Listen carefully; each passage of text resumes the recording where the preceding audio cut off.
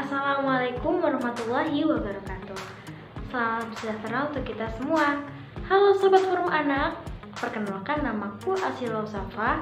Di sini saya dari Forum Anak Kabupaten Gresik akan memaparkan beberapa gagasan yang saya dapatkan dari webinar perkawinan anak di masa pandemi COVID-19. Jangan lupa disimak ya. Perkawinan anak adalah perkawinan yang dilakukan oleh seorang yang belum dewasa atau di bawah usia 18 tahun. Definisi ini mengacu pada Konvensi Hak-Hak Anak Perserikatan Bangsa-Bangsa atau UNROK yang menetapkan bahwa batasan bagi usia anak adalah 18 tahun. Pernikahan anak itu termasuk kekerasan terhadap anak, secara khusus kekerasan seksual. Menurut WHO, pernikahan anak itu adalah salah satu bentuk kekerasan seksual. Di sini, pernikahan anak didefinisikan sebagai pernikahan yang terjadi di mana salah satu pihaknya adalah anak atau usia kurang dari 18 tahun.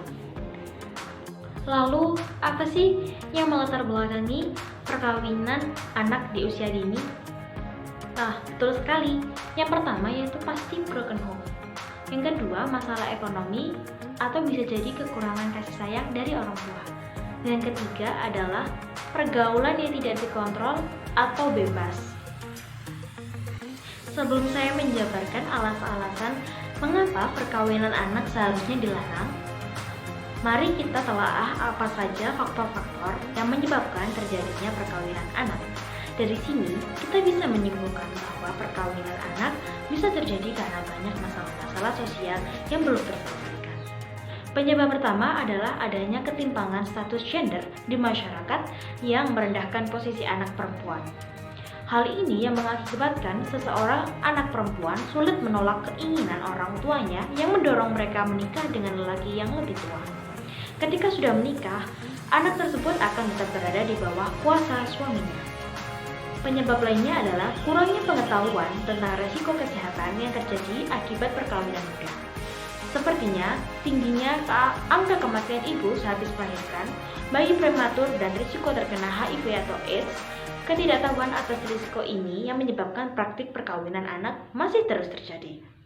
Untuk wilayah konflik, praktik kawin anak lebih merajalela karena runtuhnya struktur hukum, ekonomi, dan sosial. Banyak keluarga yang berimigrasi memilih untuk menikahkan anak-anak perempuannya karena pilihan hidup menjadi sangat terbatas di kamp pengungsian. Lantas, bagaimana cara masyarakat untuk mengatasi perkawinan anak yang ada di lingkungannya?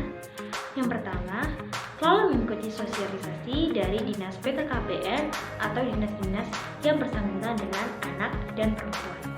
Dan yang kedua, orang tua selalu memberikan bekal untuk anak-anak mereka mengenai seks atau reproduksi. Yang ketiga, perlu adanya pengoptimalan sumber daya manusia untuk lebih ditingkatkan.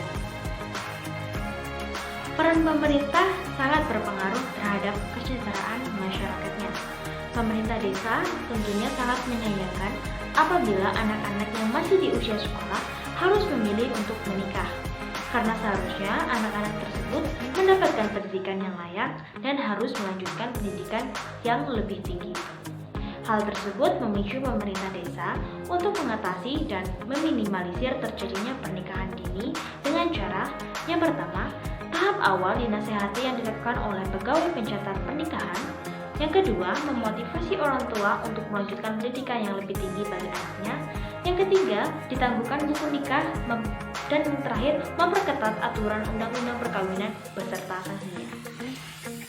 Undang-Undang 16 tahun 2019 tentang perubahan atas Undang-Undang 1 tahun 1974 tentang perkawinan memiliki latar belakang pengumuman Mahkamah Konstitusi Republik Indonesia telah mengeluarkan putusan Mahkamah Konstitusi nomor 22 PUU 15/2017 yang salah satu pertimbangan Mahkamah Konstitusi dalam putusan tersebut yaitu, namun tatkala pembedaan perlakuan antara pria dan wanita itu berdampak pada atau menghalangi pemenuhan hak-hak dasar atau hak-hak konstitusional warga negara, baik yang termasuk ke dalam kelompok hak-hak sipil dan politik maupun hak-hak ekonomi, pendidikan, sosial, dan kebudayaan yang seharusnya tidak boleh dibedakan semata-mata berdasarkan alasan jenis kelamin.